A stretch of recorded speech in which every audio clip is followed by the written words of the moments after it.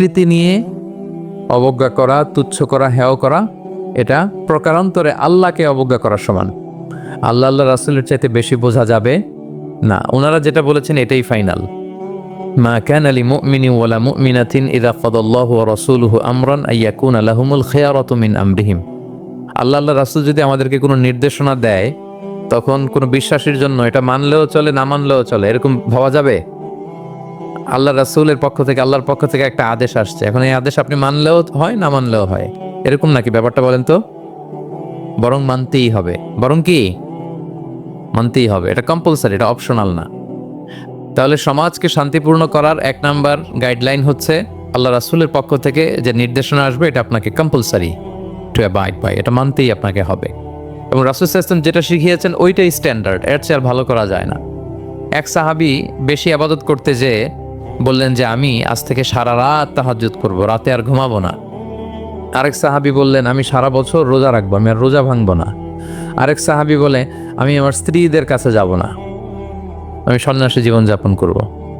রাসূল সাল্লাল্লাহু আলাইহি ওয়াসাল্লাম শুনে অপছন্দ করলেন, বললেন তোমরা নাকি এমন এমন বলেছো, আমি তো বিশ্বনবী রাহমাতাল লিল আলামিন, আল্লাহর হাবিব, আমি তো কোনো দিন রোজা রাখি, আবার কোনো দিন রাখি না। সোম বৃহস্পতিবারে রাখি, অন্যান্য দিন তো রাখি না। আবার রাতে আমি ঘুমাই, আবার তাহাজ্জুদও পড়ি, আবার আমি স্ত্রীদের সাথেও মেলামেশা করি। তো আমার এই ব্যালেন্স লাইফ লিড করেও তো আমি আল্লাহর শ্রেষ্ঠ হতে আমার কোনো সমস্যা হয় না, তোমাদের কি সমস্যা হলো? সুবহানাল্লাহ। দেখেন, ইসলাম খুব ব্যালেন্সড অ্যাপ্রোচে বিশ্বাস করে, ভারসাম্যপূর্ণ জীবন বিধান। তার মানে রাসূল সাল্লাল্লাহু আলাইহি ওয়াসাল্লাম যেটা শিখিয়েছেন ওইটাই স্ট্যান্ডার্ড। আপনি কি রাসূল সাল্লাল্লাহু আলাইহি ওয়াসাল্লামের চেয়ে বেশি মুত্তাকি হতে পারবেন? বুঝে থাকলে আওয়াজ করে বলুন, আল্লাহ রাসূলের চেয়ে বেশি বুজুর্গ হওয়া সম্ভব? মুত্তাকি হওয়া সম্ভব? আল্লাহওয়ালা হওয়া সম্ভব? তিনি যেটা শিখিয়েছেন ওইটাই স্ট্যান্ডার্ড।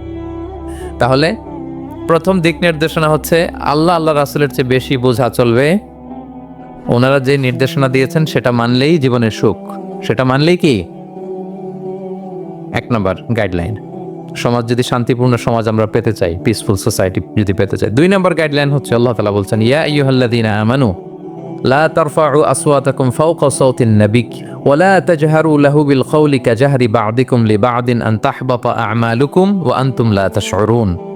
ওহে বিশ্বাসীরা, নবীর কণ্ঠের চাইতে তোমাদের কণ্ঠকে উঁচু করো না, খবরদার।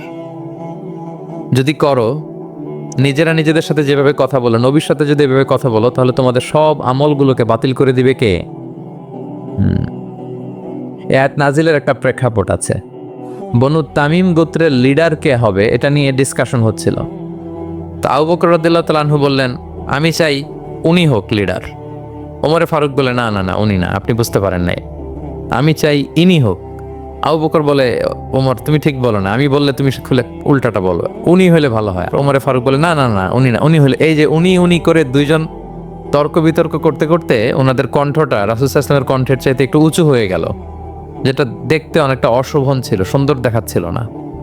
তো রাসূল সাল্লাল্লাহু আলাইহি ওয়াসাল্লাম সামনে বসা, ওনার সামনে উঁচু গলা করে কেউ কথা বলবে, এটা আল্লাহ বরদাশত করলেন না।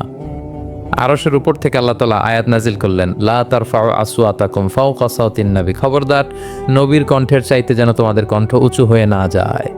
যদি যায় তাহলে তোমাদের আমলগুলো বাতিল হয়ে যাবে। এবং নিজেরা নিজেদেরকে যেভাবে ডাকো সেভাবে ডেকো না, এরকম করলে আমল বাতিল হয়ে যাবে। তো আল্লাহ তাআলা এখানে আদব শিক্ষা দিলেন যে রাসূল সাল্লাল্লাহু আলাইহি ওয়াসাল্লামের সামনে কথা বলতে গেলে খুব ভদ্র ভাষায় কথা বলতে হবে, শালীন ভাষায় কথা বলতে হবে। মজার ব্যাপার হচ্ছে, আপনারা জানেন কিনা জানি না, যারা হজ উমরা করেছেন আপনারা দেখবেন যে রাসূল সাল্লাল্লাহু আলাইহি ওয়াসাল্লামের পবিত্র কবরের উপর এই আয়াতটা এখনো লেখা আছে যে লা তারফাউ আসওয়াতাকুম ফাওকা সাওতিন নবী, নবীর কণ্ঠের চাইতে যেন কণ্ঠ উঁচু হয়ে না যায়। এজন্য দেখবেন যে যারা রাসূল সাল্লাল্লাহু আলাইহি ওয়াসাল্লামের কবর জিয়ারত করতে যায়, ওনারা কবরের সামনে যে ধৈর্য ধারণ করতে পারে না, বুক ফেটে কান্না আসে যে আজীবন যে নবীর কথা শুনলাম, যে নবীর হাদিস শুনলাম, যে নবীকে আমি এত ভালোবাসি, যে নবী আমার জন্য সুপারিশ করবেন, যে নবী আমাকে হাউজে কাউসারের পানি দিবেন, সেই নবী এখানে শুয়ে আছে। এটা ভাবতেই মুমিন হৃদয়ে বাঁধ ভাঙা কান্নার জোয়ার আসে, হাউমাউ করে কাঁদতে ইচ্ছে করে, কিন্তু ওখানে আওয়াজ করা যায় না, কারণ ওখানে লেখা লা তারফাউ আসওয়াতাকুম ফাওকা সাওতিন নবী, নবীর দরবারে বড় গলায় আওয়াজ করে কোনো শব্দ উচ্চারণ করা যাবে না। খুব ভদ্র বিনম্র চিত্তে রাসূল সাল্লাল্লাহু আলাইহি ওয়াসাল্লামের রওজার সামনে দাঁড়িয়ে আমরা সালাম পাঠ করি।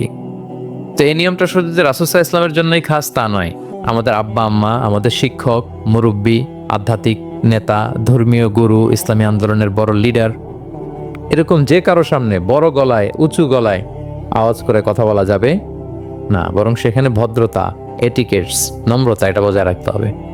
এটা বুঝতে পেরেছেন? হ্যাঁ।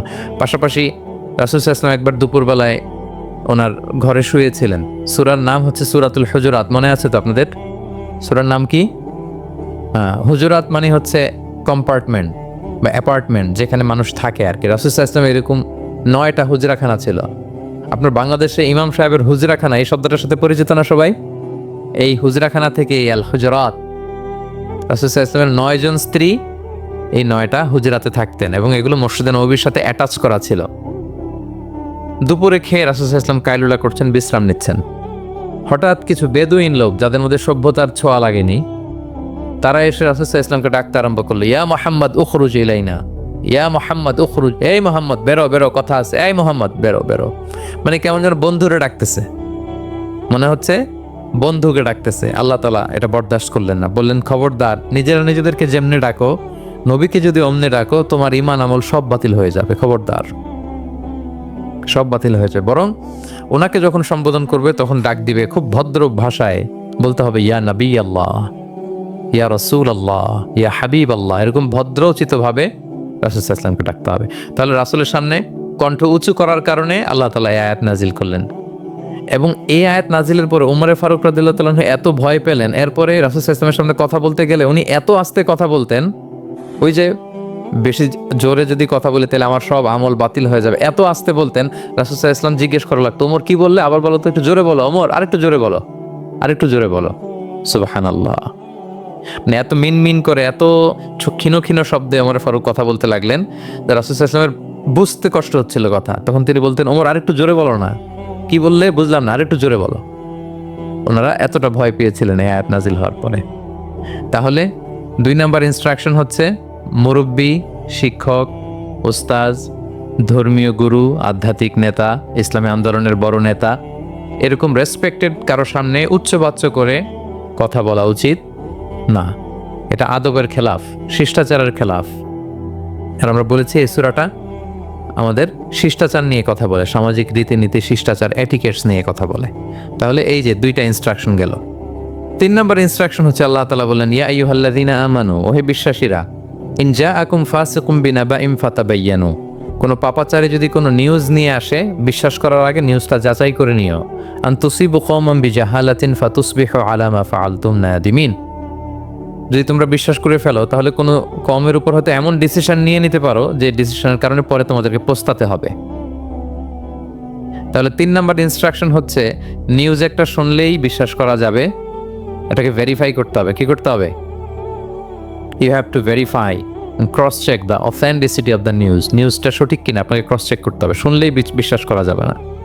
এটা বর্তমান সময়ের সাথে অনেক বেশি প্রাসঙ্গিক। এত হোক্স নিউজ এখন, এত এত রুমার্স, এত ফেক নিউজ সোশ্যাল মিডিয়াগুলোতে, ইভেন মেইন স্ট্রিম মিডিয়াও যা প্রচার করে সবই যে আপনি বিশ্বাস করতে পারবেন তাও না, ওইটা একটু ক্রস চেক করে নিতে হবে। এদেরও কিছু প্রোপাগান্ডা থাকে আবার, এরাও নিউজকে এমনভাবে অনেক সময় করে তাদের সুবিধার্থে। সো আপনার চোখ কান খোলা রেখে অনেকগুলো নিউজ একসাথে মিলিয়ে তারপরে বিশ্বাস করতে হবে। কিন্তু আমাদের সরল মনে অনেক ভাইদের যেটা হয়, ফেসবুকে একটা কিছু দেখি আমরা মনে করি যেটা সঠিক, ফলে কি করি, শেয়ার দিয়ে ফেলি।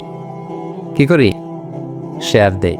আবার আপনার বন্ধুরা শেয়ার দেয়, ফলে মুহূর্তে একটা রুমর, একটা গুজব ছড়িয়ে পড়ে সমাজে, কিন্তু আদতে এটার সাথে কোনো মিলই নাই বাস্তবতার। এরকম হয় কি হয় না বলেন তো?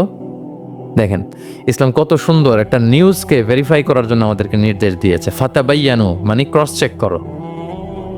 কোনো সংবাদ আসলেই চিলে কান নিয়ে গেছে শুনলেই চিলের পিছনে দৌড় দিবেন নাকি? না, আগে প্রথমে কি করবেন? একটু দেখে নিতে হবে যে আসলে কি কান নিয়ে গেল না রয়ে গেল। এই আয়াত নাজিলের একটা প্রেক্ষাপট আছে, সেটা কি? 5ম হিজরিতে বনুল মুস্তালিকের যুদ্ধে যখন আল্লাহ ইসলাম জয়লাভ করলেন, বনুল মুস্তালিকের সবাই মুসলিম হলো।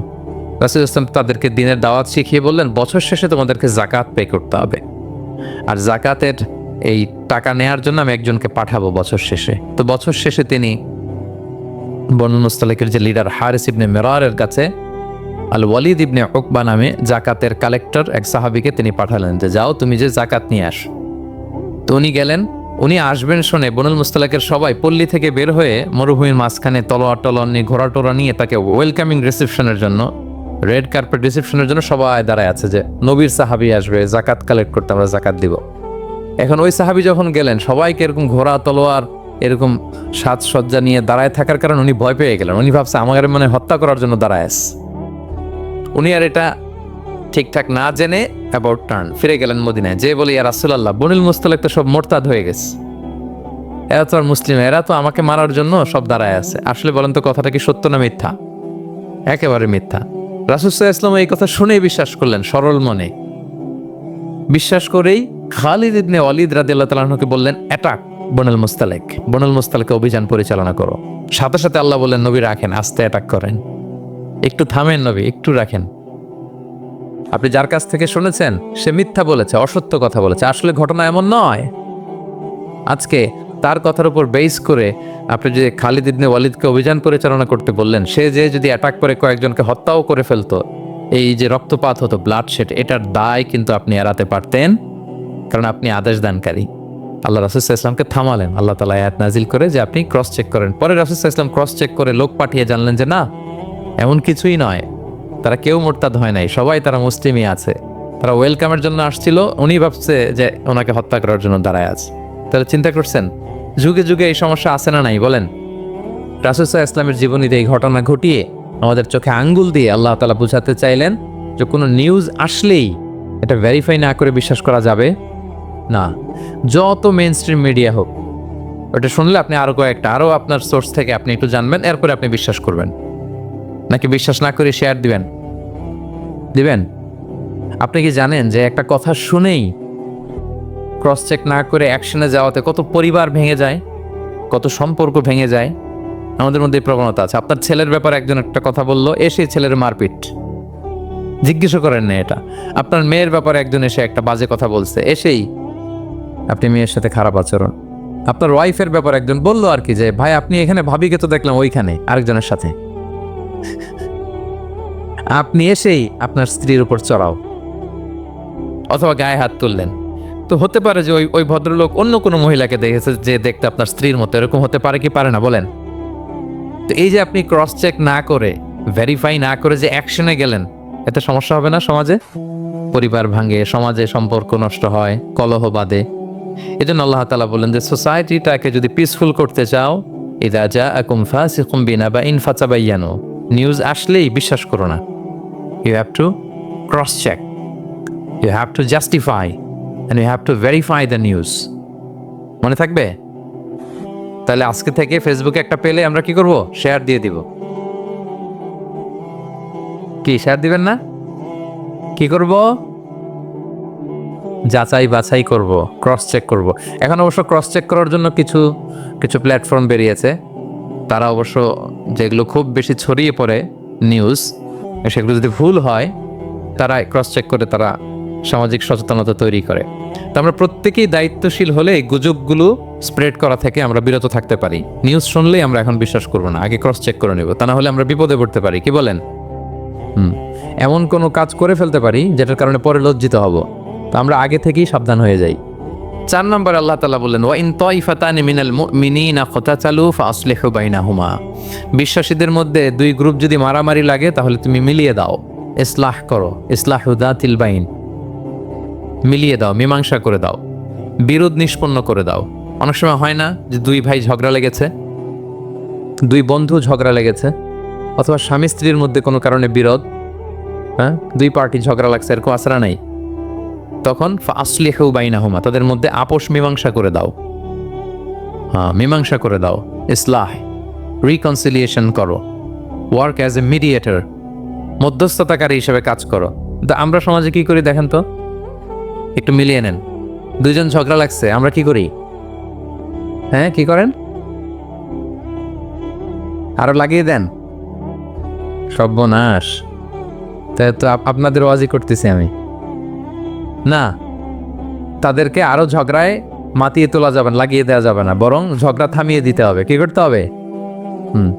কয়েক জায়গায় কৌশল করে মিথ্যা বলা জায়েজ, সহিহ হাদিসে এসছে। এর মধ্যে একটা আছে দুইজন মানুষের মধ্যে সম্পর্ক নষ্ট, তাদের সম্পর্ক জোড়া লাগিয়ে দেওয়ার জন্য আপনি কৌশল করে মিথ্যা বলতে পারেন। যেমন ধরেন যে দুইজনের সাথে কথা হয় না, দা কুমড়া সম্পর্ক, আপনি একজনকে বললেন যে ভাই ওই দিন তো ওই লোক আপনার ব্যাপারে অনেক প্রশংসা করলো, সে তো শুনে অবাক হবে, কিরে আমার প্রশংসা কি বললো, এমন এমন বললো। তো এটা শুনে ওই লোকের ব্যাপারে তার মনটা একটু নরম হবে। আবার তাকে বললেন যে উনি তো আপনার ব্যাপারে এরকম একটা পজিটিভ কমেন্ট করলো, সেও অবাক হবে, তাই নাকি, তার সাথে আমি এত ভুল বোঝাবুঝি, আসলে লোকটা তো তাইলে ভালো। এই যে দুজনকে আপনি এমন কিছু কথা কৌশল করে বললেন, ফলে তাদের মধ্যে একটা হৃদ্যতা তৈরি হবে। হঠাৎ দেখবেন যে একজন আরেকজনকে দেখে সালাম দিয়ে কথা বলে কোলাকুলি করে সেই আগের যেই শত্রুতা সব নিমেষে শেষ হয়ে গেছে, ঠিক কিনা বলেন? হ্যাঁ, এই যে মধ্যস্থতাকারী আপনি হলেন, এজন্য আল্লাহ তাআলা আপনাকে সওয়াব দিবেন। তাহলে বিবাদমান দুই গ্রুপ দেখলে আমরা আজ থেকে আরো ঝগড়া লাগিয়ে দিব না মিলিয়ে দিব? রাসূল সাল্লাল্লাহু আলাইহি ওয়াসাল্লাম বলেন, আলা উখবিরুকুম বিআফদালা দারাজাতিন মিন সাদাকাতি ওয়াস সিয়ামি ওয়াস সালাহ, নামাজ, রোজা, সাদাকা, এর চেয়ে একটা বড় মর্তবার ভালো কাজ আছে, সেটা কি আমি তোমাদের বলবো না? সাহাবারা বলল, বলেন। আল্লাহ রাসূল সাল্লাল্লাহু আলাইহি ওয়াসাল্লাম বলেন, সেটা হচ্ছে ইসলাহু যাতিল বাইন, দুই পক্ষকে মিলিয়ে দেয়া, বিবাদমান দুই গোষ্ঠীকে কি করা? মিলিয়ে দেয়া। এটা নামাজ, রোজা, সাদাকা এর চেয়েও বেশি সওয়াবের কাজ।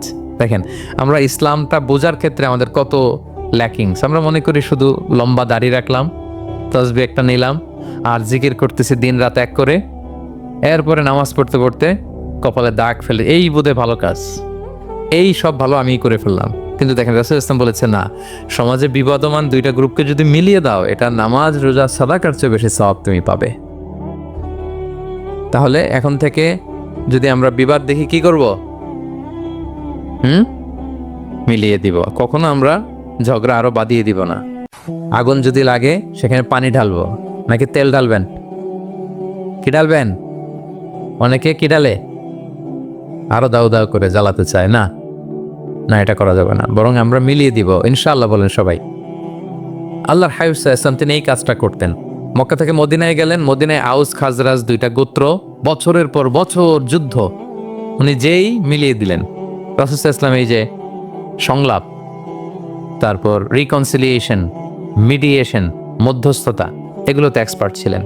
যেই যে যুদ্ধ থামে না, এই যুদ্ধ মিলিয়ে দিলেন। কত প্রাণ গেল এই যুদ্ধে, কিন্তু রাসূল সাল্লাল্লাহু আলাইহি ওয়াসাল্লাম যেই আউস খাজরাজ এখন ভাই ভাই হয়ে গেছে, ভাই ভাই করে দিলেন, ভ্রাতৃত্বের বন্ধনে আমাদেরকে আবদ্ধ করে দিলেন আল্লাহর হাবিব সাল্লাল্লাহু আলাইহি ওয়াসাল্লাম। এবং সহিহ বুখারীতে একটা বাব আছে, বাবের শিরোনাম হচ্ছে বাবু কওলুল ইমাম ইযহাবু বিনা নুসলিহ বাইনাকুম, মানে আমাকে নিয়ে চলো আমি মিলিয়ে দিব। এটা ছিল রাসূল সাল্লাল্লাহু আলাইহি ওয়াসাল্লামের বিখ্যাত বাণী। ঝগড়া একটা লাগছে, রাসূল সাল্লাল্লাহু আলাইহি ওয়াসাল্লাম বলতে, আরে আমি আছি না, আমাকে নিয়ে যাও, আমি মিলাই দেবো। কোথাও কিছু হয়েছে, আমাকে নিয়ে যাও, আমি তো আছি, মিলাই দেবো। রাসূল সাল্লাল্লাহু আলাইহি ওয়াসাল্লাম এসেছেনই মানুষকে মিলানোর জন্য, গড়ার জন্য এসেছেন, ভাঙার জন্য নয়। তাহলে 4 নাম্বার যেটা আমরা জানলাম, যে বিবাদমান দুই পক্ষকে আমরা কি করব? মনে থাকবে? এই যে আমি শুরুতে বলেছিলাম, একটা শান্তিপূর্ণ সমাজ যদি আপনি গড়তে চান, তাহলে এই 10টা ইনস্ট্রাকশনের কোনো বিকল্প নাই। এখানে সোশ্যাল নর্মস, কিছু মোরালিটি, কিছু ভ্যালিউজ, বিশেষ করে ম্যানার্স আমাদেরকে শিখিয়েছেন আল্লাহ তাআলা। তাহলে 4টা জানলাম, কয়টা? 5 নাম্বার আল্লাহ বলেন, ইয়া আইয়ুহাল্লাযীনা আমানু লা ইয়াসখার কওমুন মিন কওম আসা আইয়াকুনু খায়রাম মিনহুম। ওহে বিশ্বাসীরা, তোমরা একে অপরকে তুচ্ছ তাচ্ছিল্য করো না, হাসি ঠাট্টা করো না, কাউকে সুখরিয়া মানে কাউকে তুচ্ছ করা, কাউকে নিয়ে ব্যঙ্গ করা, হাসি তামাশা করা, এটা করো না, এটা কবিরা গুনাহ। মানে এমন কোনো কথা বলো না যাতে তোমার ভাইয়ের মনে কষ্ট হয়, এরকম কিছু বলা যাবে না। আমরা অনেক সময় এটা করে ফেলি, এমন কথা বলি যেটাতে আরেক ভাই বা আরেক বোন কষ্ট পায়। আমরা খুব সিম্পলি বলি, কিন্তু এটা কবিরা গুনাহ। এটা কি? বিশেষ করে তার আকৃতি নিয়ে আপনি কিছু বলতে পারবেন না, এটা বড় কবিরা গুনাহ। এটাকে বডি শেমিং বলে। কি বলে? বডি শেমিং হারাম। কারণ বডি স্ট্রাকচার, এটাকে আমার ইচ্ছে মতো হয়েছে না আল্লাহ বানাইছে? আচ্ছা, আপনি যে এত সুন্দর ফর্সা, কে বানালো? হ্যাঁ, আবার আরেকজন যে একটু শ্যামবর্ণের, তাকে কে বানালো? আপনি লম্বা, কে বানালো? কেউ খর্বাকৃতির, খাটো, তাকে কে বানালো? তাহলে আপনি আকৃতি নিয়ে তাকে যদি ঠাট্টা করেন, আসলে কি ঠাট্টা কি তাকে করা হলো নাকি আল্লাহকে? কারণ আসল ডিজাইনারটা কে? হুয়াল্লাযী ইউসাউবিরুকুম ফিল আরহামি কাইফা ইয়াশা। আল্লাহ তাআলা তোমাদেরকে যেমন চেয়েছেন ঠিক তেমন মাতৃগর্ভে তোমাদেরকে ডিজাইন করেছেন, তোমাদের আকৃতি দিয়েছেন। এজন্য কারো আকৃতি নিয়ে অবজ্ঞা করা, তুচ্ছ করা, হেয় করা, এটা প্রকারান্তরে আল্লাহকে অবজ্ঞা করার সমান। দ্য ক্রিয়েটর, যিনি স্রষ্টা, তাকে আপনি অবজ্ঞা করেছেন, ঠিক কিনা বলেন? তাহলে এখন কারো আকৃতি নিয়ে কিছু বলবেন? আমরা বাংলাদেশে এরকম বলি না, বেশি মোটা হলে তাকে একটা নাম দিয়ে ফেলি। হ্যাঁ, কি বলি? কি বলেন? মোটু। তারপর কেউ চিকন হলে তাকে একটা নাম দিয়ে ফেলি, চিকন আলী। এরপর ধরেন যে কারো হয়তো নাক ছোট, চোখ ছোট, তাকে একটু চাকমা বলে আমাদের এলাকায়। হ্যাঁ, নাক ছোট, চাকমা। তো এটা হইলো? তো সে কি নিজে তার নাককে এরকম বানাইছে? এরকম নানা ধরনের আকৃতির অনেক কিছু হতে পারে। এই যে বডি শেমিং, এটা হারাম। এটা কি? এবং জরিপে এসেছে অনেক বাচ্চারা স্কুলে যেতে চায় না তার দেহের বিভিন্ন আকৃতি নিয়ে, তার বন্ধুরা তাকে টিস করার কারণে। খুব মোটা সে, তাকে নিয়ে তার ফ্রেন্ডরা এমন কথা বলে, সে আর স্কুলে যাওয়ার প্রতি আগ্রহ ফিরে পায় না। এটা কত বড় সামাজিক সমস্যা আপনি খেয়াল করেছেন? হ্যাঁ, কখনো কারো আকৃতি নিয়ে কোনো কমেন্টস করা যাবে? কারণ আকৃতিটা দিয়েছে কে? খবরদার, এটা বড় কবিরা গুনাহ। আব্দুল্লাহ ইবনে মাসউদ রাদিয়াল্লাহু তাআলা আনহু, এই সাহাবী, ওনার পা দুইটা ছিল চিকন চিকন পা। উনি একবার আরাক গাছের চূড়ায় উঠেছেন, মেসওয়াকের ডাল ভেঙে মেসওয়াক করবেন। বাতাসের ঝাপটা, ওনার লুঙ্গিটা একটু সরে গিয়েছে, পা দুইটা দেখা গিয়েছে। তো এত চিকন পা দেখে সাহাবারা সবাই হাসতেছে নিচে। রাসূল ইসলাম বললেন, ব্যাপার কি, তোমরা হাসো কেন? বলে যে ইবনে মাসউদের পা গুলো দেখে দেখেনি রাসূল কত চিকন পা, হাসতেছে। রাসূল ইসলাম রাগান্বিত হলেন, বললেন, ওই সত্তার শপথ যার হাতে আমার আত্মা, ওই আল্লাহর কসম করে আমি বলি, লাহুমা আফকালু ফিল মিজানি মিন উহুদ, এই পা দুটো মিজানের পাল্লায় রাখা হলে কিয়ামতের দিন উহুদ পাহাড়ের চেয়ে বেশি ভারী হয়ে যাবে। তার মানে এত সম্মান ইবনে মাসউদের, সম্মান আল্লাহর কাছে, কল্পনা করেন, উহুদ পাহাড়ের চেয়ে বেশি ভারী হয়ে যাবে। কিন্তু আমরা অনেক সময় এই মানুষের আকৃতি নিয়ে তুচ্ছ তাচ্ছিল্য করি। রাসূল সাল্লাল্লাহু আলাইহি ওয়াসাল্লামের একজন স্ত্রী ছিল, নাম সফিয়া। কি নাম? সফিয়া বিনতে হুয়াই ইবনুল আখতাব। উনি আকৃতিতে কিছুটা খাটো ছিলেন এবং একটু স্থূলাকৃতির ছিলেন। তো এটাকে একটু ইঙ্গিত করে আম্মাজান আয়েশা রাদিয়াল্লাহু তাআলা আনহা একবার একটা শব্দ ব্যবহার করেছেন, মানে শব্দ দিয়ে কৌশলে বুঝিয়েছেন, তানি কসিরা, মানে আপনার সেই খাটো স্ত্রী সফিয়া। নারীদের মধ্যে এটা থাকে স্বাভাবিক, মানবীয় কারণে। একাধিক স্ত্রী হলে মানবীয় কারণে একটু জেলাসি বা একটু কিছু বিষয় থাকে, এটা থেকে মানুষ বেরোতে পারে না, এবং সেটা নবীদের স্ত্রীরাও সেটা থেকে বেরোয়া সম্ভব ছিল না। তো কথা বলতে বলতে এমন একটা শব্দ বললেন যেটা দিয়ে সাফিয়া রাদিয়াল্লাহু তাআলা আনহাকে বুঝালেন যে আপনার অমুক স্ত্রী, মানে তিনি আকৃতিতে কিছুটা খাটো এবং কিছুটা স্থূলাকৃতির। এই শব্দটা রাসূল ইসলাম পছন্দ করলেন না। বললেন, আয়েশা, এটা তুমি কি বললে? আয়েশা, তুমি কি জানো, লাকুত কুলতি কালিমা, তুমি এমন একটা শব্দ বলেছো সাফিয়ার ব্যাপারে, লাউ মুজিজাত বিমা ইল বাহরি লামাজহাজাতহু, এই শব্দটা যদি নীল সাগরে ছেড়ে দেয়া হয় তাহলে এই শব্দের পঙ্কিলতার কারণে নীল সাগরের পানি মুহূর্তেই কালো হয়ে যাবে। আর এরকম শব্দ যেন আমি না শুনি। আম্মাজান আয়েশা রাদিয়াল্লাহু তাআলা সচেতন হয়ে গেলেন, আর কখনো এরকম বলেননি। দেখেন, রাসূল ইসলাম কখনো এই বডি শেমিংকে স্পেস দিতেন না, কখনো না। আমরা এগুলোকে ছোট মনে করি, কিন্তু যাকে আপনি বলেন সে অনেক কষ্ট পায় মনে। সে খুব মনে কষ্ট পায়, এজন্য এটা বলা যাবে না, খবরদার। রাসূল সাল্লাল্লাহু আলাইহি ওয়াসাল্লাম বলেন, ইন্নাল আবদা লা ইয়াতাকাল্লামু বিল কালিমাতি মা ইয়াতাবায়ানু ফিহা ইয়াজিল্লু বিহা ফিন্নার। মানুষ অনেক সময় মুখ ফসকে এমন কমেন্ট করে ফেলে অন্যের ব্যাপারে, এটা দিয়ে সে মাঝে মাঝে জাহান্নামী হয়ে যায়, কিন্তু সে ভাবেই নাই এই শব্দ আমাকে জাহান্নামে ঢোকাবে। কারণ এই মুখ দিয়ে যা বেরোয় এটা বলতে অনেক সাবধানে। রাসূল ইসলাম বলেছেন, দুইটা অঙ্গের গ্যারান্টি যদি কেউ আমাকে দেয়, আমি তাকে জান্নাতের গ্যারান্টি দেই। মাইয়াদমান লি মা বাইনা লিহিয়াইহি ওয়া মা বাইনা রিজলাইহি আদমান লাহুল জান্নাহ। দুই অঙ্গের গ্যারান্টি যে দেয় তাকে আমি জান্নাতের গ্যারান্টি দেই। এক হচ্ছে দুই চোয়ালের মাঝখানে যা আছে, মানে জিহ্বা, এই জিহ্বার গ্যারান্টি যদি দেয়। আরেকটা হচ্ছে দুই পায়ের মাঝখানে যা আছে, মানে মানুষের প্রাইভেট। এই দুইটা অঙ্গের গ্যারান্টি যদি কেউ দেয় যে এই দুই অঙ্গ দিয়ে আমি কোনো পাপ কাজ সংগঠিত করব না, বিশ্বনবী সাল্লাল্লাহু আলাইহি ওয়াসাল্লাম বলেন, আমি আমার ওই উম্মতকে জান্নাতের গ্যারান্টি দেই। তাহলে তুচ্ছ তাচ্ছিল্য ঠাট্টা বিদ্রুপ করা যাবে না। 6 নম্বরে, ওয়ালা তালমিজু আনফুসাকুম, তোমরা অন্যের বদনাম করে বেরিও না। লামজ আসছে লুমাজা থেকে, ওয়াইলুল লিকুল্লি হুমাজাতিল লুমাজা, যে প্রকাশ্যে অন্যের বদনাম করে বেড়ায়, অন্যের দোষ খুঁজে বেড়ায়। একদল লোক আছে দেখবেন শুধু অন্যের দোষ খোঁজে, নিজের দিকে আঙ্গুল যায় না, কিন্তু এইভাবে আরেকজনের দিকে আঙ্গুল দিলে যে 3টা আঙ্গুল নিজের দিকে যায় এটা আবার ভুলে যায়। কাউকে যদি আমি এরকম করি, আমার দিকে কয় আঙ্গুল বলেন? এই 3টা কার দিকে? আর আরেকজনের দিকে 1 আঙ্গুল। তো কাউকে কিছু বলার আগে 3বার নিজেরটা ভাববেন যে নিজে কি করেন। ওলা তাল মিজাং, অন্যের বদনাম করো না, প্রকাশ্যে অন্যের দোষ খোঁজো না। সবচেয়ে বুদ্ধিমান সে যে নিজের দোষ খোঁজে, নিজের সমালোচনা যে করতে পারে সেই সর্বাপেক্ষা বুদ্ধিমান। কিন্তু আমরা একদল আছি শুধু সমালোচনা, ওর এই সমস্যা, ওর এইটা, ওর মানে তার দায়িত্ব হচ্ছে সবার সমস্যা বের করা। এরকম দায়িত্বপ্রাপ্ত কিছু লোক আছে না নাই? সবাই না, এগুলো থেকে আমাদের বেরিয়ে আসতে হবে। অন্যের দোষ খোঁজা বাদ দিতে হবে, দোষ খুঁজলে নিজের দোষ খুঁজতে হবে। আমরা আত্মসমালোচনা করবো। খেয়াল রাখবেন, সবচেয়ে ভালো হচ্ছে আত্মসমালোচনা। সবচেয়ে ভালো কি? তারপরে মোটামুটি ভালো হচ্ছে আলোচনা, আর সবচেয়ে খারাপ হচ্ছে সমালোচনা। কিন্তু আমরা সবচেয়ে করি বেশি কোনটা? চেঞ্জ করতে হবে, আত্মসমালোচনা বাড়াইতে হবে।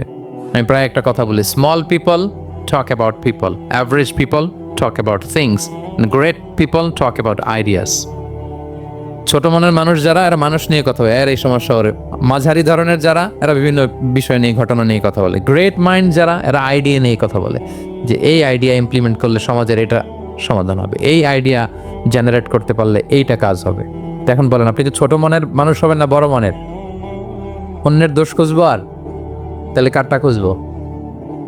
ইনশাল্লাহ বলেন সবাই। কটা গেল?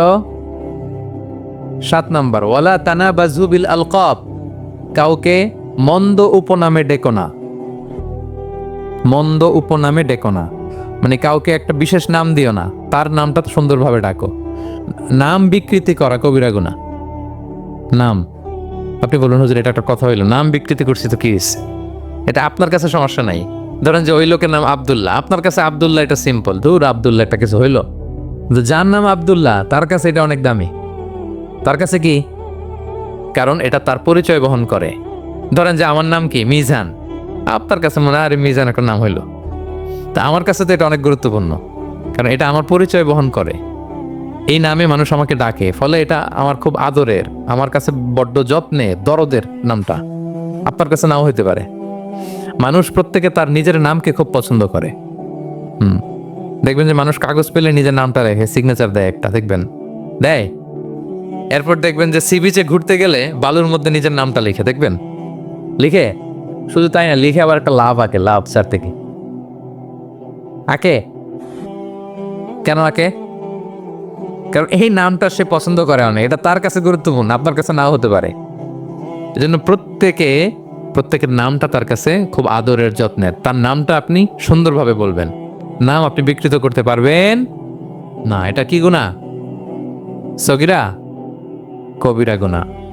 এটা আমরা সমাজে করি, নাম বিকৃত করি। না, নাম বিকৃত করা যাবে না। ওয়ালা তানাবাজু বিল আলক, মন্দ নামে ডেকো না। আমাদের সমাজে এটা আছে। দেখবেন যে বাবা মা সুন্দর নাম রেখেছে আবু বকর, ওকে ডাকে বকইরা, আছে না এরকম? তারপর নাম রেখেছে ধরেন আব্দুল কুদ্দুস, ওকে ডাকে।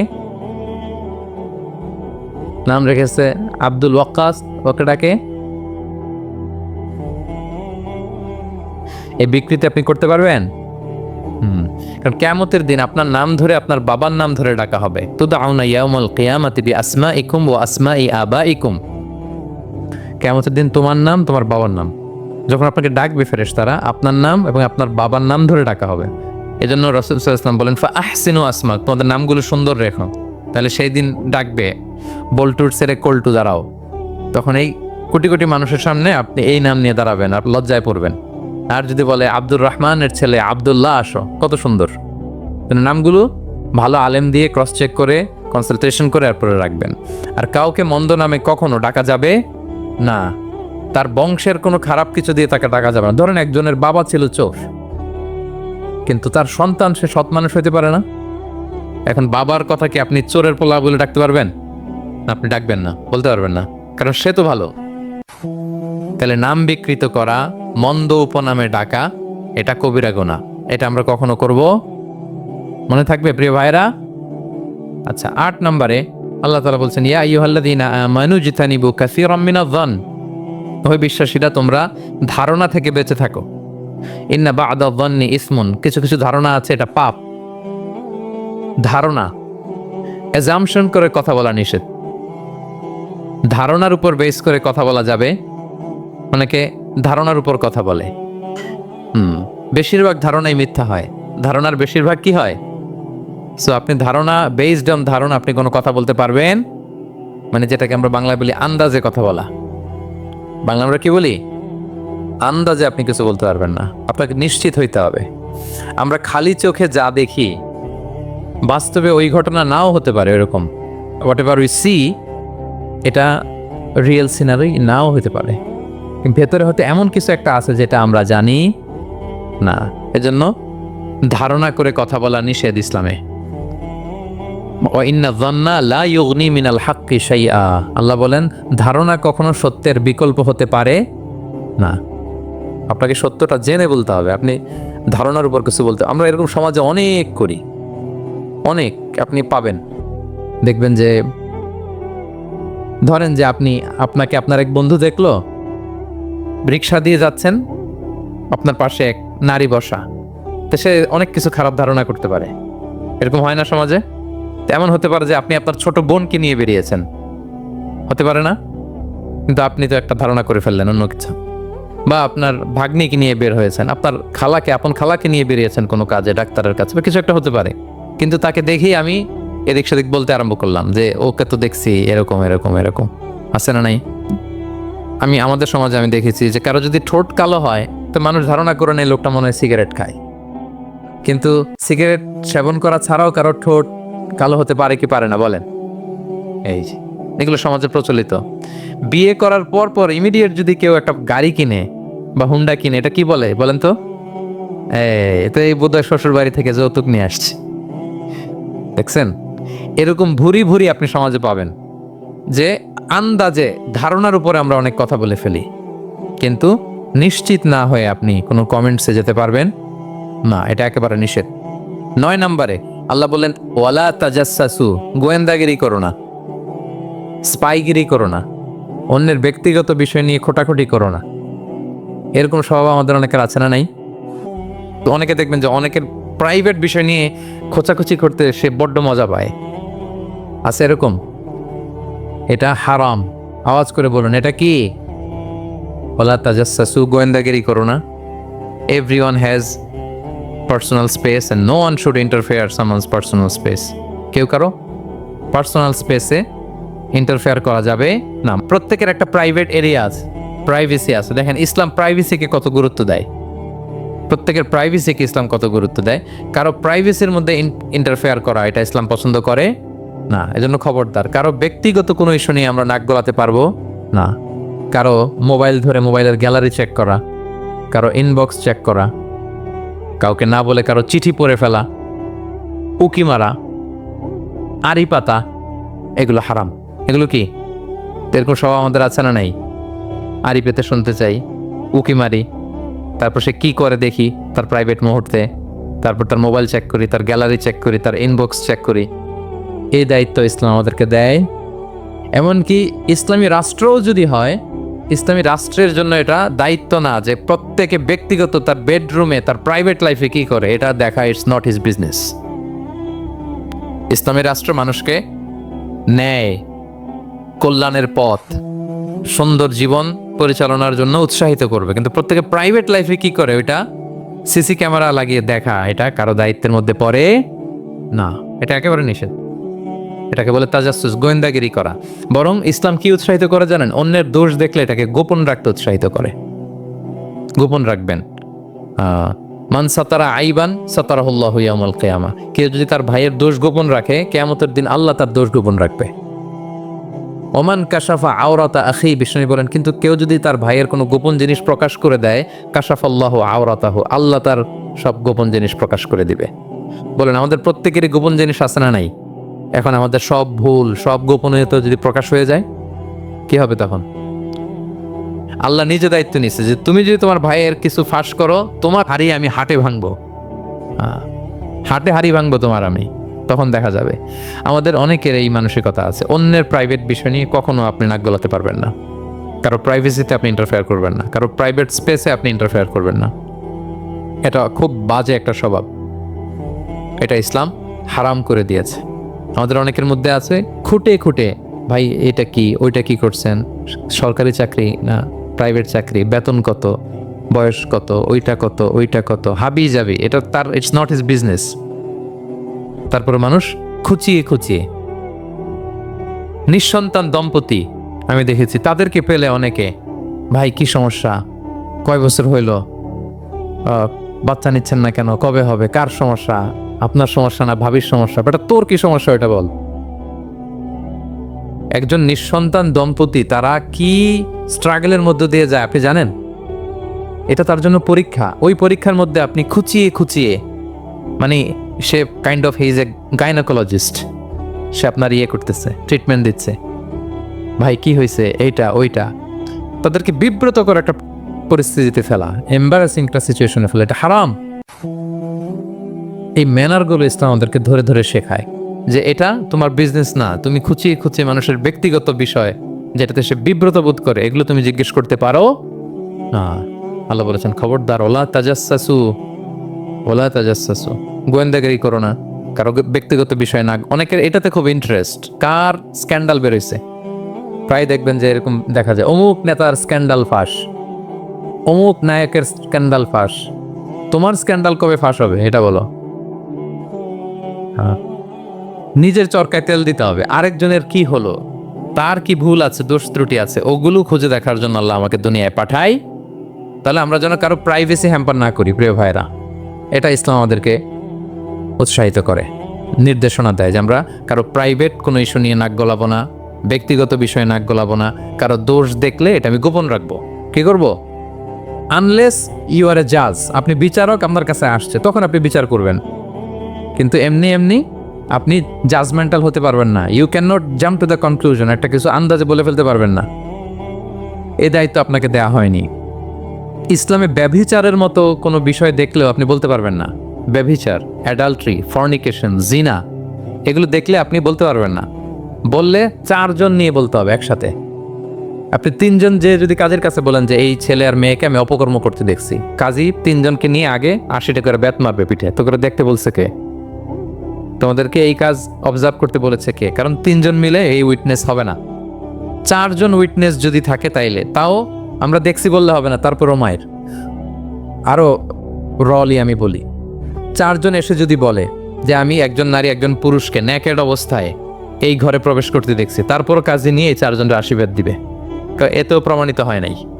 তারা হয়তো একটা জায়গায় অবস্থান করেছে কিন্তু বড় ধরনের কোনো পাপের সাথে লিপ্ত হয় নাই হয়তো।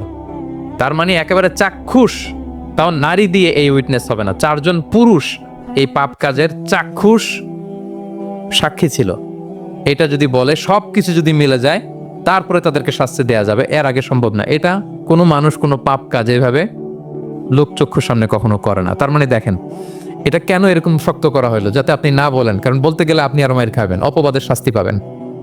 হ্যাঁ, ইফকের শাস্তি। ইসলাম কিভাবে মানুষের প্রাইভেসিকে হেফাজত করে। কেউ কোন একটা মানুষ হয়তো কখনো শয়তানের ওয়াসওয়াসায়, নফসের তাড়নায়, বন্ধুর পাল্লায় পড়ে কোনোভাবে সে পাপে জড়িয়ে পড়েছে, আপনি এটাকে ইস্যু বানাচ্ছেন, কিন্তু এমন হতে পারে ওই পাপের পরে সে এমনভাবে তওবা করেছে, এমনভাবে ফিরে এসেছে, এমনভাবে প্র্যাকটিসিং হয়েছে যে সে ভালো কাজ দিয়ে আপনাকেও ছাড়িয়ে গেছে। আপনি আটকায় যাবেন কিন্তু কিয়ামতের দিন ও আটকাবে না। এরকম হতে পারে কি পারে না? তো ওর পিছনে লাগছেন কেন আপনি? আপনি আপনার ইস্যু দেখেন, আপনি কতটা প্র্যাকটিসিং হতে পেরেছেন, আপনি কতটা শুদ্ধাচার আনতে পেরেছেন আপনার জীবনে, সেটা দেখতে হবে। এজন্য খবরদার, ওয়ালা তাজাসসু, গোয়েন্দাগিরি করো না, কারো প্রাইভেট বিষয় নিয়ে নাক গলাতে চেয়েও না। সুবহানাল্লাহ, হোয়াট এ রিলিজিয়ান! কত সুন্দর আমাদের ধর্ম, হাউ লাকি উই আর! আমরা কত ভাগ্যবান যে আল্লাহ তাআলা এই ধর্ম আমাদেরকে দিয়েছেন, এমন বিধান আমাদের জন্য প্রেসক্রাইব করেছেন যেগুলো মানলে আমাদের সমাজটা একটা জান্নাতের বাগান হয়ে যাবে। তাহলে 9 নম্বর ছিল ওয়ালা তাজাসসু, গোয়েন্দাগিরি করুন। আজকে থেকে করবেন। কারো মোবাইল ধরবেন, আর গ্যালারি দেখবেন, কারে কি মেসেজ করছিল পড়তে যাবেন, গোপনে তার ড্রয়ার খুলে তার চিঠি পড়বেন, আড়ি পাতবেন, উকি মারবেন, কারো গোপন বিষয় নিয়ে ইন্টারেস্ট দেখাবেন, কথা বলেন না, দেখাবেন। এগুলো নিয়ে কোনো ইন্টারেস্ট আমরা দেখাতে পারবো না। গোয়েন্দাগিরি আমাদেরকে বাদ দিতে হবে। আল্লাহ আমাদেরকে বোঝার তৌফিক দান করুক। কয়টা গেল? আর একটা, লাস্ট নাম্বার। আল্লাহ বলেন সর্বশেষ আল্লাহ বলেন ওয়ালা ইয়াগতাব বা'দুকুম বা'দা, একে অপরের পরনিন্দা চগলখড়ি করো না। ইয়াগতাব মানে গীবা, গীবত করো না। আইয়ুহিব্বু আহাদুকুম আন ইয়াকুলা লাহমা আখিহি মাইতান ফাকারিহতুম, তোমরা কি চাও যে তোমরা তোমাদের মৃত ভাইয়ের গোশত ভক্ষণ করবে? মানে কি, যে ব্যক্তি গীবত করে সে যেন তার মৃত মরা ভাইয়ের পচা গোশত খায়। গীবত করা, গীবত কাকে বলে? রাসূল সাল্লাল্লাহু আলাইহি ওয়াসাল্লাম বলেন গীবত হচ্ছে যিকরুকা আখাকা বিমা ইয়াকরাহ, তোমার ভাইয়ের অনুপস্থিতিতে তোমার ভাই সম্পর্কে এমন কিছু বলা যেটা শুনলে সে অপছন্দ করে, এমন কিছু বলা যেটা শোনা সে পছন্দ করে না। তো এক সাহাবী বলেন ইয়া রাসূলুল্লাহ আফারাআইতা ইন কানা ফি মা আকুল, হে আল্লাহর রাসূল আমার ভাইয়ের মধ্যে যদি আসলেই সেই সমস্যাটা থাকে তাইলেও কি গীবত হবে? রাসূল ইসলাম বললেন আরে তাইলেই তো গীবত হবে। ওই দোষ যদি থাকে, ওটা তার অনুপস্থিতি যদি বলে বেরো তাইলেই তো গীবত হবে। আর ওই দোষ যদি না থাকে তাহলে তো অপবাদ হবে, এটা তো আরো বড় গুনাহ, ওটা তো বহতান। তাহলে এই গীবা ইংরেজিতে বলে ব্যাক বাইটিং, ইংরেজিতে কি বলে? এই ব্যাক বাইটিং, চগলখড়ি বা পরনিন্দা আরবিতে বলে গীবাত। এই গীবত আমরা করব না। কারো কিছু বলা থাকলে আপনি তাকে সরাসরি নাসিহাত করুন। আর দিন ওয়ান নাসিহা, দিন হচ্ছে উপদেশ দেয়া, শুভ কামনা করা, তার প্রতি শুভ কামনা করে আপনি তাকে বুঝান, সে হয়তো বুঝবে। কিন্তু আপনি তার অনুপস্থিতিতে তার নামে বাজে কথা, মন্দ কথা বলতে পারবেন, এটা অনেক বড় পাপ।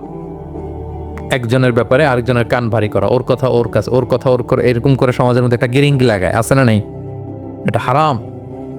রাসূল সাল্লাল্লাহু আলাইহি ওয়াসাল্লাম বলেন মেরাজের রাত্রে আমি দেখেছি কিছু লোক লাহুম আদফার মিন নুহাস, তাদের নখগুলো তামা দিয়ে তৈরি, নখর ধারালো, ইয়াখদাশুনা বিহা উজুহাহুম ওয়া সুদুরাহুম, তারা তাদের নিজের নখ দিয়ে নিজের গালের গোশত, বুকের গোশতগুলো টেনে টেনে ছিটছে। রাসূল সাল্লাল্লাহু আলাইহি ওয়াসাল্লাম জিবরাইল ইসলামকে বললেন মানহুম ইয়া জিবরিল, জিবরিল কারা এরা, এত বড় শাস্তি? জিবরাইল ইসলাম বললেন হুম আহলুল গীবা মিন উম্মাতিক, এরা হচ্ছে আপনার উম্মতের মধ্য থেকে তারা যারা গীবত করে। তারা কি করে? তাহলে গীবতের সাথে আমাদের কোনো সম্পর্ক, এটা থেকে আমাদেরকে বেঁচে থাকতে হবে, এটা করা যাবে না। আমরা অনেকে হালাল ওয়েতে গীবত করি। এইভাবে কিভাবে করে আমি বলি আপনাদের, এইভাবে শুরু করে, এইভাবে কি বলবো ভাই, বললে তো গীবত হয়ে যায়, তারপরও না বললেই না, একটু বলি। শুরুতে কি বললে তো, দেখছেন কিভাবে হালাল করে, বললে তো গীবত হয়ে যায়, এইভাবে স্টার্ট করে। বললে যদি গীবত হয়ে যায় এটা বলা যাবে? আওয়াজ করে বলেন, যেটা বললে গীবত হয়ে যায় ওটা বলা যাবে না? এই অভ্যাসগুলো থেকে আমরা আস্তে আস্তে ফিরে আসবো, ওগুলো আমরা আর বলবো। তাহলে মোট 10টা, কয়টা? এই 10টা যদি আমরা মেনে চলি, সমাজে আর কোনো অশান্তি থাকবে? বিশৃঙ্খলা থাকবে? হানাহানি, মারামারি? সমাজটা একটা শান্তির সমাজ হবে, পিসফুল সমাজ হবে। এই জন্য এই সূরাটাকে বলা হয় সামাজিক রীতিনীতির সূরা, সোশ্যাল এটিকেটস, সামাজিক রীতিনীতি আল্লাহ শিখিয়েছেন আমাদেরকে, ম্যানার শিখিয়েছেন। আজকে বাড়িতে যে সূরাতুল হুজুরাতটা পড়বেন, যাদের কাছে